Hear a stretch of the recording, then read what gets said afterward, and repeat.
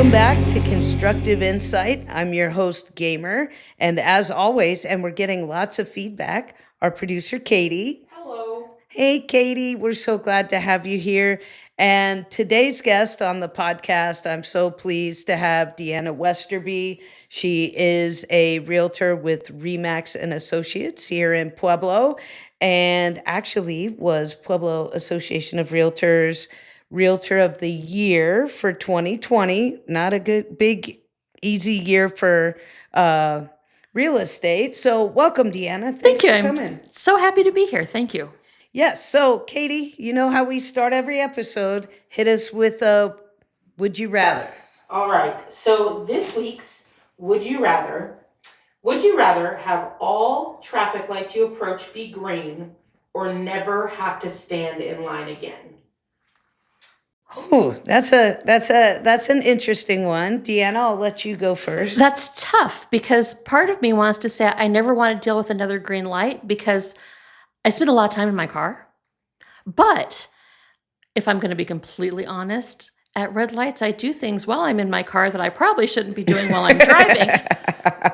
So I'm still going to go with the green lights. Okay. And I'm going to go with the green lights, but if you haven't noticed yet, and those who know me, I'm an extreme extrovert, and I meet the most fascinating people in lines, and I talk to people, and so I would rather wait in line and get to talk to all those people. So I'll choose green lights, and I think I know what Katie's response is going to be, but tell us, Katie. Yeah, I am late everywhere I go, so I choose green lights every single time just because I need that extra karma on my side to make it on time. I got it. And I know we've been keeping track at home. So Katie was 1 minute early today. Wow. Way to go, Katie. Good job, Katie. So, we are helping make things happen. So we talked about how we were going to have lots of different guests and lots of different perspectives on the construction industry, all the way into how do things affect the community. So that's why I'm excited to have Deanna here.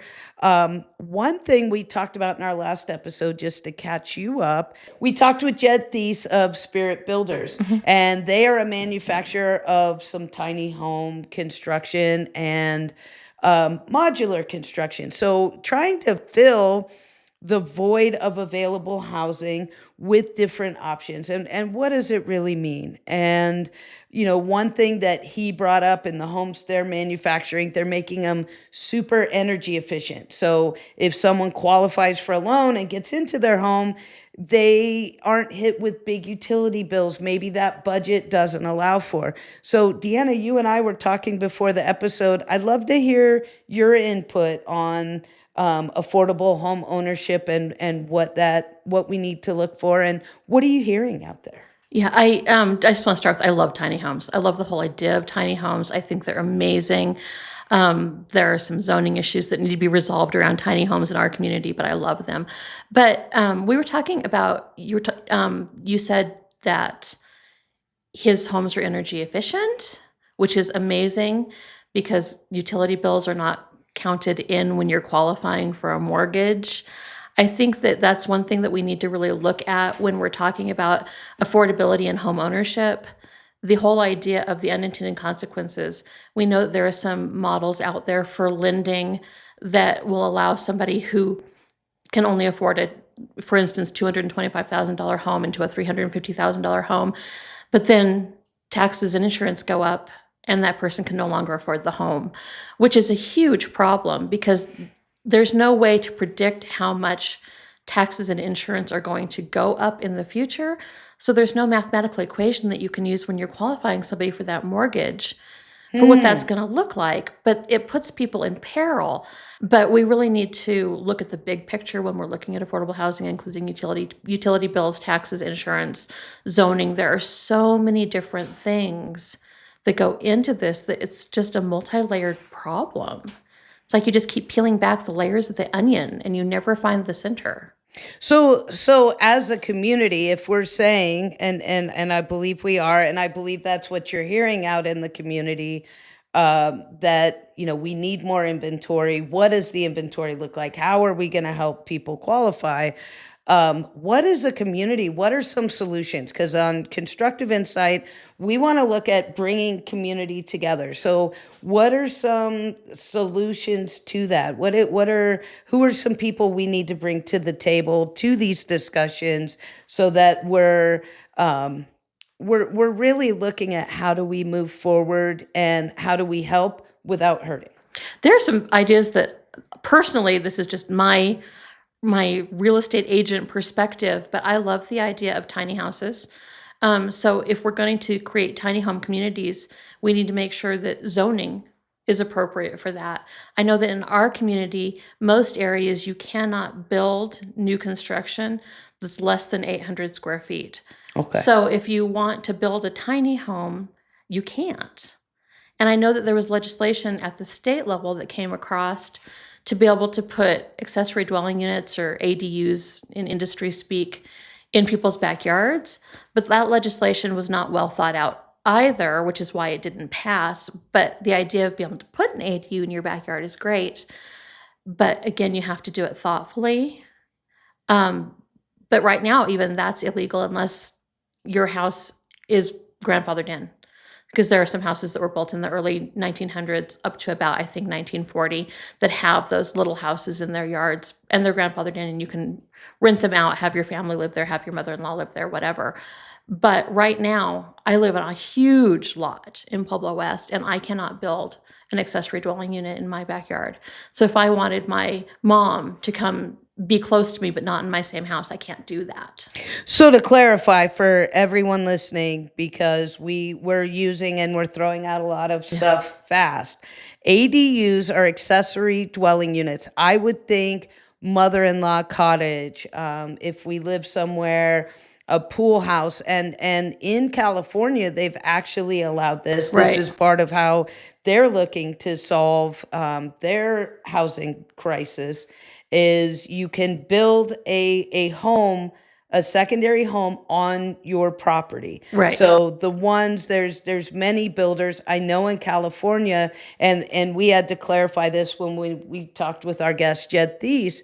Tiny home doesn't mean the kind you pull behind your car, right? It's not that. Correct. But actually building something, and I believe their standards now on average are about 1,100 square feet, which for that would be building a separate home, and they would have their own address. Right. So just so everyone listening, Katie, are you clear on that? Are we? Yes. Okay. We talk in our own industry speak, and anyone who knows me will know if I'm talking to someone and they throw out a bunch of acronyms, I'll go, stop. What does it mean? Because I don't know all the crazy acronyms. So. But there are a lot of communities, like you said.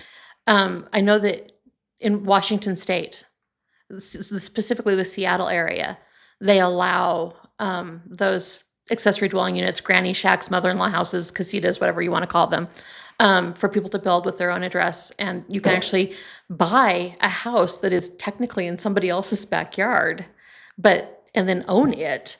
But it does help affordability, especially in the areas that are very expensive and very landlocked, where there's not a lot of land left. I do think, though, you said 1,100 square feet was a number that you threw out there.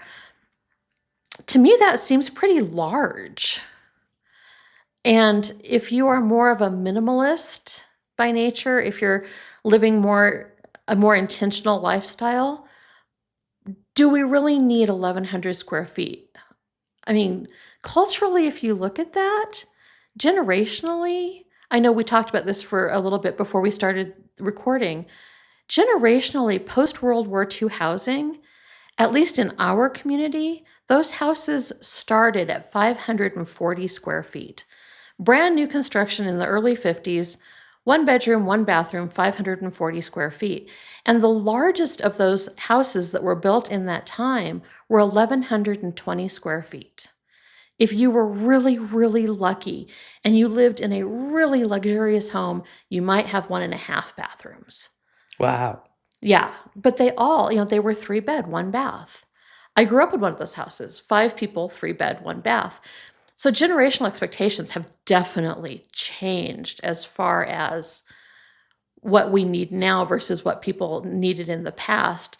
So I wonder if culturally we don't need to kind of reevaluate, what do you actually need also? Because it's going to be substantially more affordable to build an 840 square foot, 3-bedroom, 1-bathroom, or 2-bedroom, 1-bathroom house. Mm-hmm. And I understand that you can't shift the whole culture to change our affordability issues, but it's something that I think we need to think about just in our communities and when we're talking to people and when we're talking to our kids. Do you really need to live in the exact same sort of house that mom and dad live in from the get-go? Right. And we talked about this last week, setting the expectations of, you know, your parents now, you're moving out of their basement. They have a basement large enough. We're getting you into a home.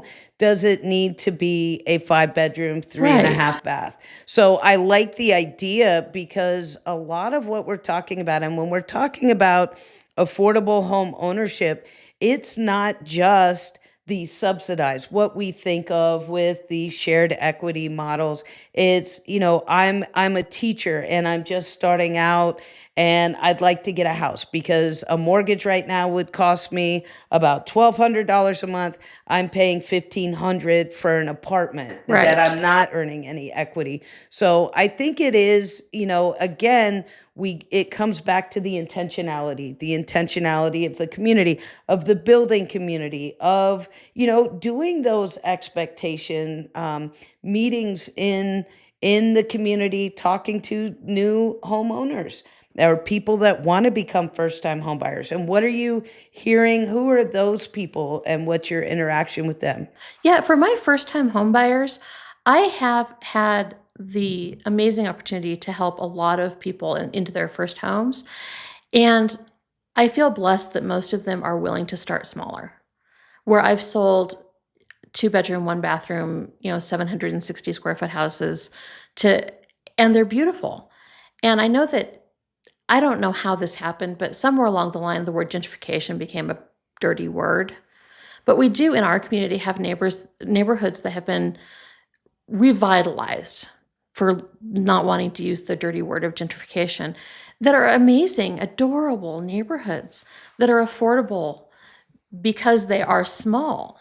So again, setting the intention, working as a community that says, almost looking at starter homes again. That used to be something they would talk a lot about, if I'm not mistaken, in communities. Oh, that's an up and coming neighborhood. They're getting a starter house. Not, I'm going to buy the house at 25 that I'm going to retire in when I'm, well, my age group now, 79. Just kidding, everybody. But you know, that I'm not starting out with the house I'm probably going to end up in. And so I like that idea. And again, getting the communities, getting the home builders. It's not all about the big homes. It's about who can afford it, and can they afford the utilities? Can they afford all of the taxes, the insurance? I mean, homeowners insurance right now is insane. Florida is getting hit time and time again this year. 3 times, and a 4th is on its way in a year for the Upper Panhandle. And my sister, her father owns a mobile home in Florida. That's where they spend their winters. And you cannot insure a mobile or modular home in Florida. So the homeowner's insurance can't do it. So what are we asking people to do, and how can we, and again, not just in Pueblo, Colorado, how can we look at nationwide, if we built a modular home, like we've talked about an ADU, is that something that could help people actually get insurance? Because in this last storm, they lost everything. So they had auto insurance policies for that. Now they're blessed. That's a second home, but that was still a home that they owned and were unable to cover. Right. And I don't have any answers about the insurance industry. I wish I did, but it's a problem. And I understand where the insurance companies are coming from, that they can't afford to continue to pay out these billions of dollars, but we do need to find solutions. But finding in the construction industry, working together with communities, what are some solutions we have for a family that is their only home? So I look at that and I want to hear, Katie, we want people to tell us, right? What are ideas, solutions? Let's work together on I that. wasn't here I have not had an opportunity to hear the last podcast yet. I'm not sure it's even dropped yet. But did that builder say anything about building to hurricane standards? Yes, actually. And the materials they're using, they call it a missile test, and it was 87 miles per hour. So taking a 2x4 at 87 miles per hour and putting it into the side. So actually the modular building industry. So we're trying to, unless we're saying this is a tiny home village, or modular homes have gotten kind of a weird reputation, but the modular building industry, and we talked about there are skyscrapers that were built modular, that they are raising the building standards so that would be able to withstand better. And we talked about that even before hurricanes came. Right. And that's an amazing solution because it is cheaper to build modular. Building anything in a factory on a mass production level is obviously going to be cheaper than building something one at a time. And if they can build to those hurricane standards, I would think that the insurance industry would have to look at it and say, oh, these are built to an amazing standard. So now we know, listeners, we need to get someone from the insurance industry. They're moving up on our list, Katie. We're gonna have to get them. We're gonna get them. So, I appreciate all of that. We are going to LA later this week to visit some of the modular construction factories, look at some of their homes, because there have been, and we learned on our episode last week, a modular home that sold for over $3 million because they wanted to prove this is the quality. So really working and again, getting the word out there. Check out these homes. The floor plans are great. I just looked at, there's an Amazon home right now. You can buy the kit for $20,000.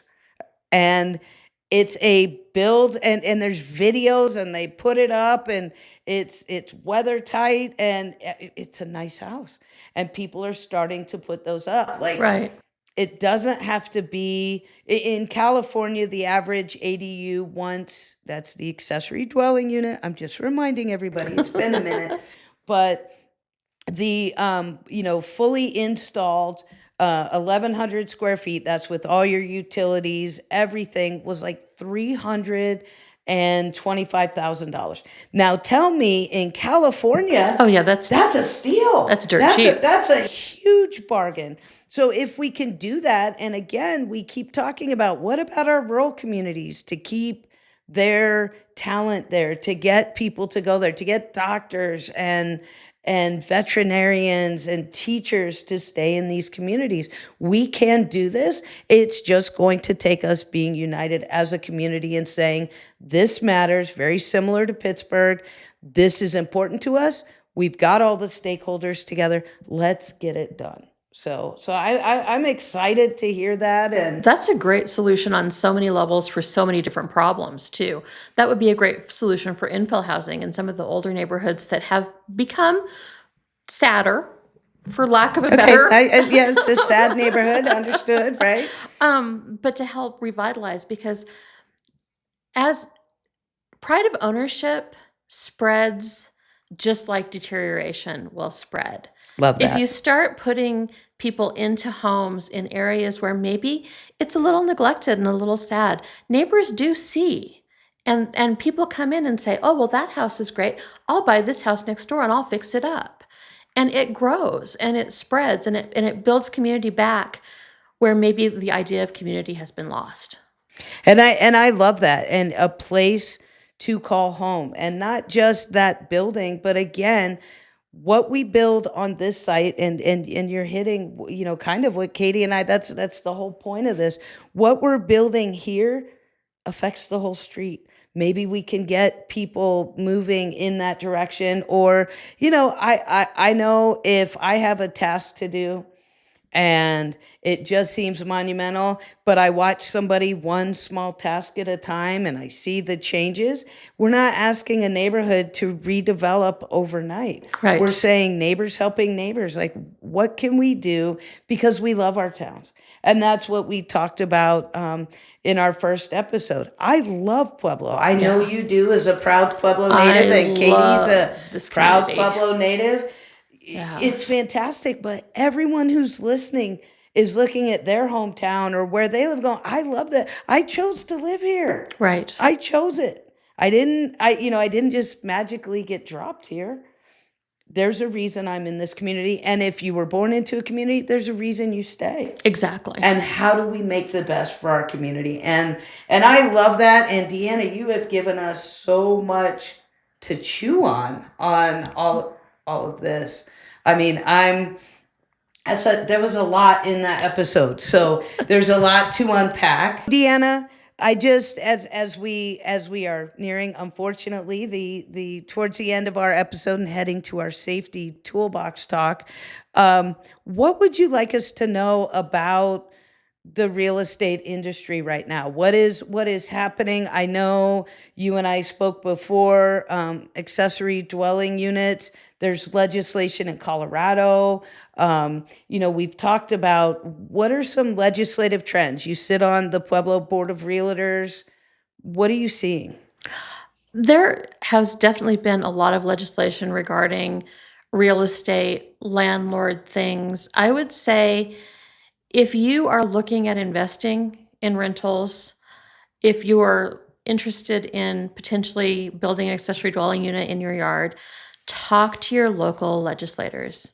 Find out what they're doing. There is so much going on, some great, some, in my opinion, terrible. But talk to your legislators, see what works for our actual community, and make sure that things that are happening in our community make sense for our community. Because a lot of times legislation in general, whether it be here in Pueblo, Colorado, or in Washington, D.C., people hundreds of miles away make laws and they don't make sense for your local community. So this is kind of off topic, but get involved. Find out who you're voting for. Your vote matters.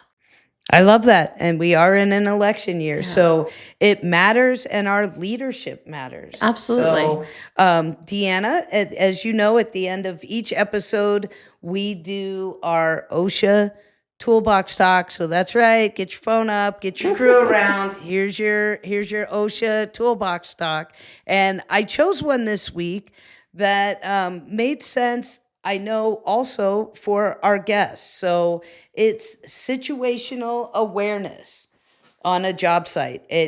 Situational awareness in life. How many times, I'm standing in those lines, right? We talked about with the would you rather. I'm standing in the line and somebody just barrels right into you. And I'm like, do you not know? Do you see the world around you? It's critical on construction sites as well. It is absolutely, observation. I'm going to move my notes. I'm cheating here, people. So there's my notes. Observation, comprehension, anticipation. Where are your coworkers? What are they doing? What's happening that's not just in your little piece of the site? What sounds are you hearing? Like a big gust of wind often, that's something when you're working outside, weather, you can hear it coming through the trees. You can start to see some dust cutting up, making sure everyone is aware of what's going on. Are there any changes to what we're doing on the site? Did we have to make a change? Are we adapting our safety plan to that change? Be aware of what's going on. If you see something, say something. Since 2001, that should be drilled into everyone. But if you're on a construction site and say you're not in concrete, you're in framing, but you see something that looks a little off, say something. That it's being aware of what's going on. That awareness comes in Like, why do we have injuries? We got complacent. We've been working on this same wall for 3 days and we're just going through the motions. We're rushing. I just want to get this done because I can get somewhere. Um, stress. Stress is a huge part on a job. Like, we've got to rush, we're behind schedule, the foremans are calling this, the big bosses have come down, let's get it done faster. The first thing to go is safety. So be mindful of that. Critical times we need to assess where we are and look at the situation if we're starting something new or at the beginning of a new project. We may think we know what's going to happen, but we need to be on high alert and highly aware of how is this looking, watching out for, again, we talk about it, we need to have our brothers and sisters' backs. We need to watch out for one another on a job. It could save a life. A high stress workload. If we are really honing in on a task, it becomes very easy to get focused on that task and lose sight of the whole project. And there's a big concrete truck rolling in, but I'm so focused on what I'm doing, I'm not paying attention as I'm backing out. So the tips for doing this: pay attention to what's going on around you. Just do that in life, people, please. Please, especially if you're driving, if you're walking in a crowd, look up from your phone. Be aware of what's going on. I'm guilty of it too, so I'm not just calling everybody out. I'm calling myself out. Acknowledge the clues you're getting from your coworkers. This is so critical. If someone is stressed or they are tired, they may not say it to you, but you will see it in their actions. So acknowledge the clues you're getting from your coworkers, which may be verbal. They may say, man, I am exhausted today. Man, I am just spent. But the emotional clues, when we watch in the summer and we watch for dehydration, hypothermia in the winter, you've got to watch. If someone is suddenly slowing down, watch for those nonverbal clues and ensure that complacency does not creep into our day. If it means taking a quick break, doing a different task for a moment, just being aware, and we can make sure everyone goes home. And again, my suggestion for construction is the SLAM method. Stop what you're doing. Look around, look at the situation, and then manage what is happening. Manage the changes that are happening. Manage the safety. See something, say something. Hey, that looks very dangerous, but it's not in what I'm doing on a job site. Stop the site. Make sure that they're okay. So that is our construction part. But I know that for realtors, situation awareness is also critical for your safety. It really is. I was just showing a house about a week ago where when they teach realtor safety, they tell you to leave doors open so you have an escape route. So if the person that you are showing a property to is a bad person, you can escape. But the part of that they don't really talk about is the fact that other bad people can come in while you're in the house, which is what happened to me last week. Had a random stranger walk into a house. Fortunately, everything turned out okay. My buyer was a big guy and scared the person away, but it's a thing. Even like where you're walking, if you're walking in some of these very old homes that are definitely needing renovation, you step down like, okay, is that solid? Okay, it's safe to step, because I've had people break boards when they're walking or have stairs creak, and it can be scary. I would agree, and being able to get out of the house. I think for realtors that I've talked to, and you and I have discussed this too, being aware of drug use and paraphernalia in the home. We have come into a very scary time with not only meth, but fentanyl, like knowing, oh, if you see tinfoil all around, maybe we should Right. take some extra precautions when showing these homes. So that's your OSHA Toolbox Talk for realtors and for construction. Deanna, thank you so much Thank you for having me. joining us. And Katie, thank you as always for being awesome. So until next time, this is Gamer with Constructive Insight. Suit up and show up. Your community needs you.